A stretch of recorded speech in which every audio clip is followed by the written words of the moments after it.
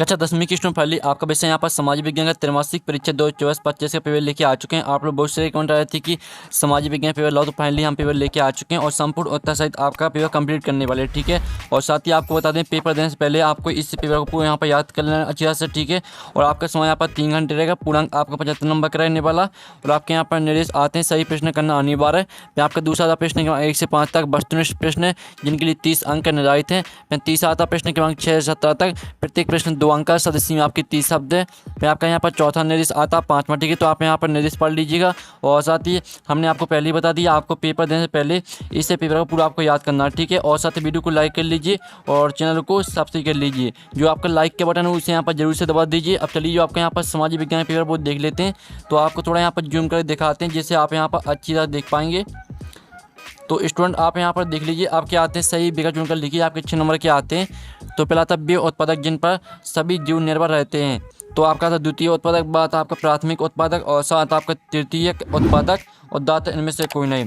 तो यहाँ पर वे उत्पादक जिन पर सभी जीव निर्भर रहते हैं, तो इसका जो करेक्ट आंसर है वो आपका प्राथमिक उत्पादक कहलाते हैं, ठीक है। वे उत्पादक जिन पर सभी जीव निर्भर रहते हैं प्राथमिक उत्पादक कहलाते हैं। फिर आपका आता है दूसरा, हीराकुंड परियोजना किस नदी पर बनाई गई है। तो आपका था गंगा नदी, बात आपका महानदी, और साथ आपका यमुना नदी, और दात आपका नर्मदा नदी। तो जो आपके यहाँ पर दिया गया हीराकुंड परियोजना किस नदी पर बनाई गई है, तो इसका राइट आंसर आपका बा हो जाएगा महानदी। फिर आपके यहाँ पर तीसरा आता औसत आय को अन्य किस नाम से जाना जाता है। तो आपका तो मानव विकास, बात आपका यूएस डॉलर, और साथ आपका सीमांत आय, और दाता प्रति व्यक्ति आय। तो यहाँ पर औसत आय को अन्य किस नाम से जाना जाता है, तो इसका करेक्ट आंसर आपका दा हो जाएगा, प्रति व्यक्ति आय के नाम से जाना जाता है, ठीक है। प्रति व्यक्ति आय आपका करेक्ट आंसर रहने वाला है। फिर आपका चौथा आता है प्रथम अंतर्राष्ट्रीय पृथ्वी सम्मेलन किस वर्ष आयोजित हुआ। तो आपका तो 1992, बात है 1994, और साथ 1991, और आपके यहाँ पर दाता 1996।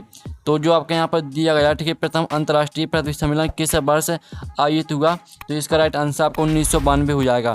फिर आप यहाँ पर 5वां देख लीजिए, ठीक है। बाल्कन क्षेत्र के निवासियों को क्या कहा जाता था। तो आपका था डच, और बात आपका स्लाव, और साथ आपका टर्म टोल्स, और दात इनमें से कोई नहीं। तो यहाँ बाल्कन क्षेत्र के निवासियों को क्या कहा जाता था, तो इसका करेक्ट आंसर आपका बा हो जाएगा स्लाव। फिर आपका 6वां आता लोकतंत्र का मूल मंत्र क्या है, ठीक है। तो लोकतंत्र का मूल मंत्र है आपका, ठीक है, समानता व भाईचारा। समानता व भाईचारा आपका करेक्ट आंसर रहने वाला है। तो जो आपके यहाँ पर सही विकल्प वो कंप्लीट हो जाते हैं, आपने अच्छे से यहाँ पे याद कर लिए होंगे, ठीक है।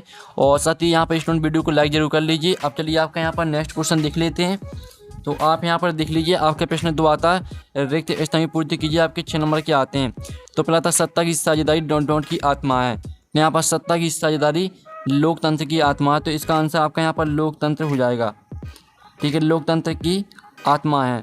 फिर आपका आता है दूसरा, छोटा नागपुर के क्षेत्र में डॉट जनजातियाँ निवास करती हैं। तो यहाँ पर छोटा नागपुर के क्षेत्र में 6 जनजातियाँ निवास करती हैं, तो इसका आंसर आपका 6 हो जाएगा, ठीक है। छोटा नागपुर के क्षेत्र में 6 जनजातियाँ निवास करती हैं। फिर आपका आता है तीसरा, 100 दिनों की रोजगार योजना डॉट को कहा जाता है। तो यहाँ पर 100 दिनों की, ठीक है, 100 दिनों की रोजगार योजना मनरेगा को कहा जाता है। तो इसका आंसर आपका मनरेगा हो जाएगा, ठीक है, मनरेगा आपका करेक्ट आंसर हो जाएगा। फिर आपका आता चौथा डॉट दुनिया का सबसे बड़ा लोकतांत्रिक देश है। तो आपका इसका आंसर अगर, ठीक है, भारत। भारत आपका इसका आंसर रहने वाला है, भारत दुनिया का सबसे बड़ा लोकतांत्रिक देश है। फिर आप यहाँ पर देख लीजिए, आपका 5वां आता विश्व की सर्वाधिक वर्षा डॉट में होती है। तो विश्व की सर्वाधिक वर्षा होती है आपकी मौसम राम में, ठीक है स्टूडेंट। आपका इसका आंसर क्या हो जाएगा, इसका आंसर आपका रहने वाला मौसम राम, ठीक है। तो आप यहाँ पर अच्छे से याद कर लीजिए, मौसम राम इसका आंसर हो जाएगा। फिर आपका आता है 6वां, मानव विकास की रिपोर्ट डॉट संस्था जारी करती है। तो मानव विकास की रिपोर्ट, ठीक है, यूएनडीपी संस्था जारी करती है। तो इसका आंसर आपका रहेगा यूएनडीपी, ठीक है। इस तरह से जो आपके यहाँ पर रिक्त स्थान वो कंप्लीट हो जाते हैं। आप यहाँ पर दिल्ली सत्ता की साझेदारी लोकतंत्र की आत्मा है, और छोटा नागपुर क्षेत्र में 6 जनजाति निवास करती हैं, और 100 दिनों की रोजगार योजना मनरेगा को कहा जाता है, और भारत दुनिया का सबसे बड़ा लोकतांत्रिक देश है। विश्व की सर्वाधिक वर्षा मौसम राम में होती है, और मानव विकास की रिपोर्ट यूएनडीपी संस्था जारी करती है। तो इस तरह से आपके जो यहाँ पर रिक्त स्थान वो कंप्लीट हो जाते हैं। अब प्रश्न 3 आपका यहाँ पर आता है सही जोड़ी बनाइए, ठीक है। आपके यहाँ पर 6 नंबर की आती हैं, स्तंभ आवा में दी सही जोड़ी। तो पहले आती है आपकी सबसे कम साक्षरता या राज्य। तो इसको आपको किससे मैच करना है, तो पहली को मैच करना है आपको बिहार से। फिर आपकी दूसरी आती है एकात्मक शासन व्यवस्था, तो श्रीलंका से मैच करना है। फिर आप कहते हैं ब्रूसेल्स, तो ब्रूसेल्स को मैच करना है आपको यहाँ पर बेल्जियम से। फिर आपकी आती है रोलेट एक्ट, तो इसको आपको 1919 से मैच करना है। फिर आपकी आती यंग यूरोप, तो यंग यूरोप को आपको 1833 से मैच करना है।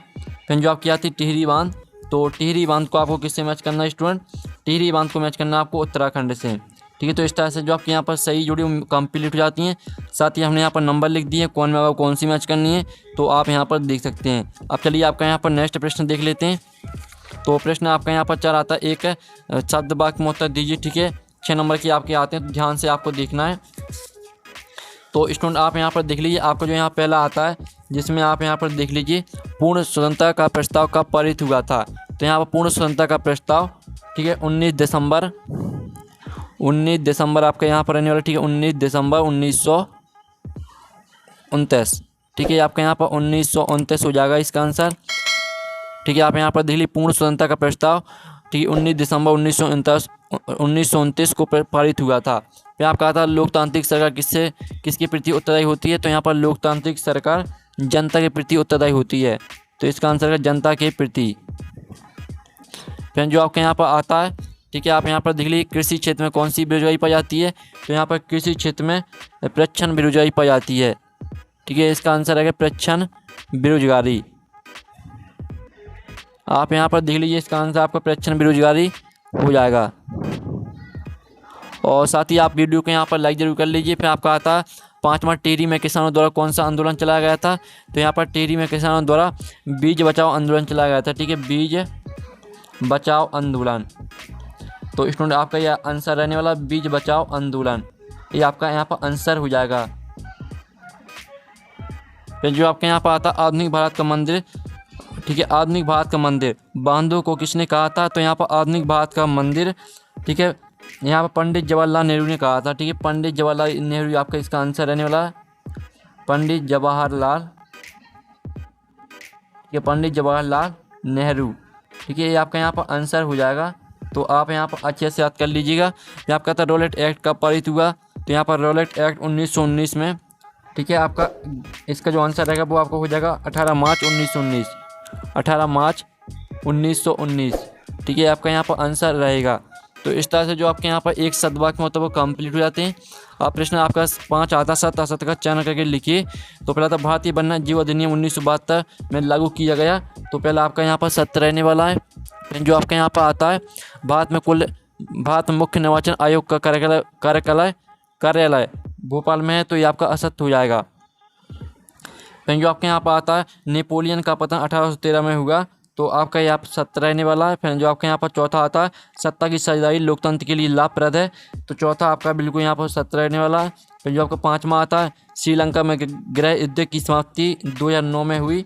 तो आपका यह सत्य रहेगा। और जो आपका आता है मानव विकास सूचकांक को HDI कहते हैं।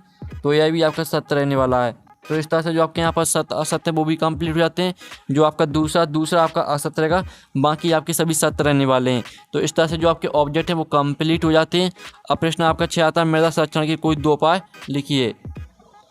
तो स्टूडेंट जो आपका प्रश्न यहाँ पर दिया गया था मृदा संरक्षण के 2 उपाय लिखिए। तो इसका आंसर देख लीजिए। मृदा संरक्षण के उपाय ढलान कृषि को प्रोत्साहित करना और पानी के बहाव को रोकना।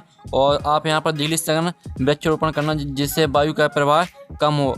चौथा आता अतिचारण को नियंत्रित करना। ठीक है, इस तरह से आपके मृदा संरक्षण के यहाँ पर उपाय हो जाते हैं। फिर जो इसका आता जरूर मृदा की कोई 2 विशेषताएं लिखिए। तो इसका आंसर आपको खुद करना है। फिर आपका 7वां आता मृदा निम्नीकरण से क्या आशा है। तो आप यहाँ पर देख लीजिए इसका आंसर। तो आप यहाँ पर देख लीजिए मृदा निम्नीकरण एक गंभीर पर्यावरणीय समस्या जिसे समाप्त करना जैविक समुदाय के हितों के संरक्षण हेतु आवश्यक है। और समष्टिगत प्रयासों के साथ साथ व्यक्तिगत प्रयासों के द्वारा इस चुनौती से निपटने के प्रयास करने होंगे। इसे ही मृदा निम्नीकरण कहते हैं। ठीक है, इस तरह से आपका आंसर रहने वाला है। तो आपको यहाँ पर अच्छे से याद कर लेना है। फिर जो आपके यहाँ पर आता राष्ट्रीय संशोधन किसे कहते हैं। तो इसका आंसर आपको खुद करना है। फिर आपका आता विचारधारा का आशय समझाइए। तो आप यहाँ पर देख लीजिए विचारधारा का सामान्य कार्य श्रमिक सामाजिक संबंधों एवं वर्ग प्रवृत्ति के द्वारा सामाजिक संबद्धता को बनाए रखना। इस प्रकार विचारधारा सामान्य तौर पर चेतना का एक भ्रामक रूप है। सामाजिक चेतना के अंग के रूप में विचारधारा सामान्य रूप से सामाजिक संरचना में प्रत्येक व्यक्ति को प्रभावित करती है। ठीक है, इस तरह से आपका आंसर रहने वाला है। फिर आपका जो इसका अर्थ हुआ था उदारवाद का अर्थ बताइए। तो इसका आंसर आपको खुद करना है। फिर आपका था बहिष्कार शब्द का अर्थ क्या है। तो इसका आंसर आप यहाँ पर देख लीजिए बहिष्कार बहिष्कार का अर्थ है किसी के साथ संपर्क रखने और जुड़ने से इनकार करना, गतिविधियों में हिस्सेदारी से स्वयं को अलग रखना तथा उसकी चीज़ों को खरीदने तथा इस्तेमाल करने से इनकार करना। ये आपका आंसर रहने वाला है। आपका जो है यहाँ पर इसका अथवा आता है, ठीक है। जलियांवाला बाग हत्याकांड कब और कहाँ हुआ, तो इसका आंसर आपको खुद करना है। फिर आपका था प्रथम विश्व युद्ध में केंद्रीय शक्तियाँ कौन कौन सी थी, तो इसका आंसर आप यहाँ पर देख लीजिए। प्रथम विश्व युद्ध में केंद्रीय शक्तियाँ में शामिल देश ये रहे जर्मनी, ऑस्ट्रेलिया, हंगरी और, ठीक है, आप यहाँ पर देख लीजिए बुल्गारिया और ओटोमन और आपका साम्राज्य, ठीक है। आपका यहाँ पर आंसर रहने वाला है। फिर जो आपका इसका अथवा था 19वीं सदी तक यूरोप में कौन सी समस्या आम थी, तो इसका आंसर आपको खुद करना है। फिर आपका 11वां था श्रीलंका में सत्ता की साझेदारी का क्या आधार है, तो इसका आंसर आप यहाँ पर दिल्ली श्रीलंका में सरकार की नीतियों का उद्देश्य स्नेहली, भाषी और बहुसंख्यकों का प्रभुत्व सुनिश्चित करना था। श्रीलंका में तमिलों ने अपनी संस्कृति, भाषा की रक्षा और शिक्षा एवं नौकरियों में अवसर की समानता के लिए सत्ता की साझेदारी की संघीय व्यवस्था की मांग की। ये आपका यहाँ पर आंसर रहेगा। फिर जो आपके यहाँ पर इसका अथवा था गठबंधन सरकार से क्या तात्पर्य है, तो इसका आंसर आपको खुद करना है। फिर आपका 12वां था मनरेगा को 100 दिन रोजगार योजना क्यों कहते हैं, तो इसका आंसर आप यहाँ पर देख लीजिए 100 दिन रोजगार की गारंटी देती है। आप यहाँ पर देख लीजिए मनरेगा योजना एक ऐसी योजना है जो 100 दिन रोजगार की गारंटी देती है, जिससे कारण इसे 100 दिन रोजगार योजना कहते हैं। देश के करीब और बेरोजगार परिवार अपनी आजीविका के लिए इस योजना का लाभ उठा रहे हैं, ठीक है। इस तरह से पूरा आपको काफ़ी हद तक रुका जा सकता है, यहाँ तक पूरा आपको याद कर लेना है। फिर जो इसका आपका यहाँ पर अथवा सकल घरेलू उत्पाद किसे कहते हैं, तो इसका आंसर आपको खुद करना है। फिर आपका 13वां था जीवन प्रत्याशा क्या है, तो इसका आंसर आप यहाँ पर देख लीजिए। जीवन प्रत्याशा का मतलब है कि कोई व्यक्ति अपने जीवन के बाकी समय में औसतन कितने साल और जीवित रह सकता है, और यह किसी व्यक्ति के जन्म के साल, लिंग और अन्य जनसांख्यिकी कारकों पर आधारित होता है। जीवन प्रत्याशा को किसी देश या क्षेत्र के लिए दिया जाता है। इसे मानव विकास का एक संकेतक माना जाता है और किसी देश के विकास स्तर का सामान्य माप माना जाता है। इस तरह से आपका यहाँ पर जीवन प्रत्याशा का आंसर हो जाएगा। फिर जो आपके यहाँ पर आता है इसका अथवा मुद्रा के प्रयोग से वस्तुओं के विनिमय में सहूलियत कैसे आती है, तो इसका आंसर आपको खुद करना है। फिर आप यहाँ पर देख लीजिए मुद्रा के आधुनिक रूप कौन कौन से हैं, तो इसका आंसर आप यहाँ पर देख लीजिए। आधुनिक मुद्रा के कई रूप हैं, जिनमें ये शामिल है कागज़ के नोट, सिक्के, प्लास्टिक मनी और इलेक्ट्रॉनिक मुद्रा, ठीक है। आप यहाँ पूरा याद कर लीजिएगा, जल्दी से स्क्रीनशॉट आप ले सकते हैं। अब चलिए आपके यहाँ पर देख लेते हैं। आपके यहाँ पर 14वें का अथवा आता है, ठीक है। आप यहाँ पर देख लीजिए ऋण की औपचारिक स्रोत कौन कौन से हैं। फिर आपका आता है स्वामित्व के आधार पर संसाधनों के प्रकार लिखिए, तो आप यहाँ पर देख लीजिए। आपको जो स्वामित्व के आधार पर संसाधनों के प्रकार रहेंगे वो आप यहाँ पर देख लीजिए। आपके यहाँ पर स्वामित्व के आधार पर संसाधनों के प्रकार दिए गए हैं, ठीक है। प्लॉट, घर, दुकान, कार आदि। सामुदायिक संसाधन वे संसाधन जो समुदाय के स्वामित्व में होते हैं सामुदायिक संसाधन कहलाते हैं। इनके उदाहरण भी आप यहाँ पर देख लीजिए। पिकनिक स्थल, पार्क, मंदिर, सामुदायिक हॉल और आदि। ये आपका आंसर रहने वाला है। अब चलिए आपके यहाँ पर 16वां प्रश्न देख लेते हैं। तो आपका 16वां प्रश्न आता है मृदा का लवणीकरण का अंश से क्या आशा है, तो इसका अथवा आता है नाटो का मुख्यालय कहाँ पर है, तो अथवा का आंसर आप यहाँ पर देख लीजिए। नाटो का मुख्यालय बेल्जियम के ब्रुसेल्स में है। नाटो का सैन्य मुख्यालय मॉन्स बेल्जियम के पास है। ये आपका आंसर रहने वाला है। ये आपका 16वें का अथवा का आंसर हो जाता है। फिर आपका 7वां था लोकतंत्र की परिभाषा दीजिए, तो आप यहाँ पर देख लीजिए। लोकतंत्र शासन की वह प्रणाली है जिसमें जनता अपने प्रतिनिधियों का चुनाव स्वेच्छा से करती है। लोकतंत्र में जनता के पास कुछ अधिकार और शक्ति होती है और वे अपनी सरकार की राजनीतिक प्रक्रिया में भाग लेती हैं। लोकतंत्र की परिभाषा इस प्रकार दी जा सकती है, ठीक है। इस तरह से पूरा आपका आंसर याद कर लेना है। फिर आपका जो इसका आता है भारत छोड़ो आंदोलन कब शुरू हुआ, तो इसका आंसर आपको खुद करना है। फिर आपका आता है प्राथमिक क्षेत्र में क्या क्या आता है, तो इसका आंसर आप यहाँ पर देख लीजिए। इसका आंसर रहेगा आपका यहाँ पर प्राथमिक क्षेत्र में एक गतिविधि शामिल है कृषि, वानिकी, खनन, मछली पकड़ना और उत्खनन, शिकार करना और जलीय कृषि। ये आपके यहाँ पर आंसर हो जाता है। फिर जो आपके यहाँ पर दिया छिपी बेरोजगारी से आप क्या समझते हैं, तो इसका आंसर आपको खुद करना है। फिर आपका आता है विकास में ऋण की भूमिका को समझाइए, तो आप यहाँ पर देख लीजिए। इसका आंसर ये आपके यहाँ पर दिया गया है, तो जल्दी से आप इसका स्क्रीनशॉट ले सकते हैं। अब हम नेक्स्ट क्वेश्चन हम यहाँ पर देख लेते हैं। इसका अर्थ होता है हमें भारत में ऋण के अनौपचारिक स्रोतों को बढ़ाने की जरूरत क्या है। फिर आपका 20वां था परिस्थिति तंत्र क्या है, वन परिस्थिति तंत्र की उपयोगिता बताइए। तो जो इसका आंसर रहेगा वो आप यहाँ पर देख लीजिए। ये आपका यहाँ पर इसका आंसर है, तो जल्दी से आप यहाँ पे स्क्रीनशॉट ले लीजिए और साथ ही वीडियो को लाइक जरूर कर लीजिए। फिर आपका जो यहाँ पर आता है यहाँ पे 21वां क्वेश्चन, 22वां क्वेश्चन देख लीजिए, 23वां। तो 21वां, 22वां जो 23वें का आंसर है वो हम नेक्स्ट वीडियो में कराएंगे, तो वीडियो को लाइक कर लीजिए, चैनल को सब्सक्राइब कर लीजिए और पेपर का आप PDF यहाँ पर डाउनलोड करना चाहते हैं तो लिंक वीडियो के डिस्क्रिप्शन दी गई, तो आप वहाँ से PDF भी डाउनलोड कर सकते हैं। तो यहाँ पर नेक्स्ट वीडियो में, थैंक्स फॉर वॉचिंग।